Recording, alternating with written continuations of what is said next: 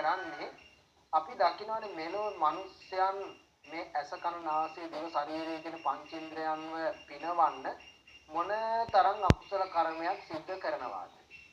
මිනිස්සුන්ගේ ගත්තාම මේ ඇස පිනවලා මිනිස්සු මොනතරම් අකුසල කර්ම කරනවා. අසභ්‍ය දේවල් බලලා මොනතරම් ජීවිතේට අකුසලයක් රැස් කර ගන්නවාද? ඒ වගේම තමයි නාසය සුවඳවල් වලින් මොනතරම් ජීවිතේට අකුසල කර්මයක් රැස් කර ගන්නවාද?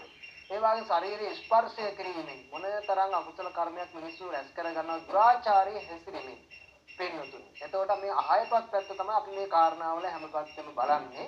ඉතින් ඒ නිසා පින්නතුනි මේ දේවදූත සූත්‍රයේ සඳහන් වෙන්නේ මිනිස්සු මෙලොව කරන කර්ම විපාක නැත්නම් අකුසල කර්ම නිසා මිනිස්සු මරණයටපත් වුණා.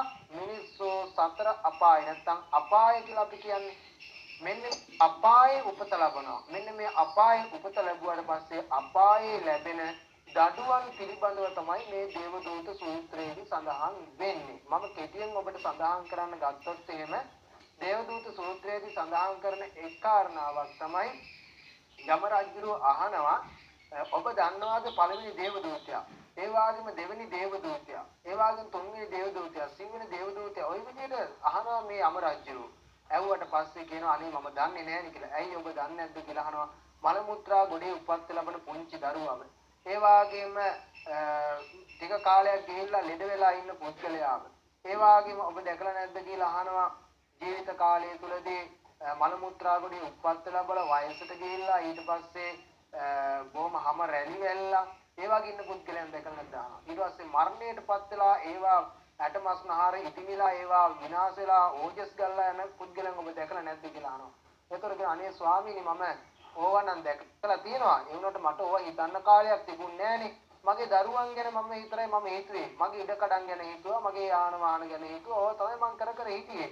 මගේ සැපේ පිණිස විතරයි මම ඉතින් මෙලොවක් පරලොවක් ගැන මම හිතුවේ නෑ කියනවා. ඉතින් එහෙම කිව්වට පස්සේ කියනවා ඔබේ මවවත්, ඔබේ පියාවත්, ඔබේ කවුරුවක්වත් කරපු දෙයක් නෙවෙයි නේ. ඔබ බ්‍රහ්මයෙක්වත්, දෙවි කෙනෙක්වත් කවුරුවක් කරපු දෙයක් නෙවෙයි.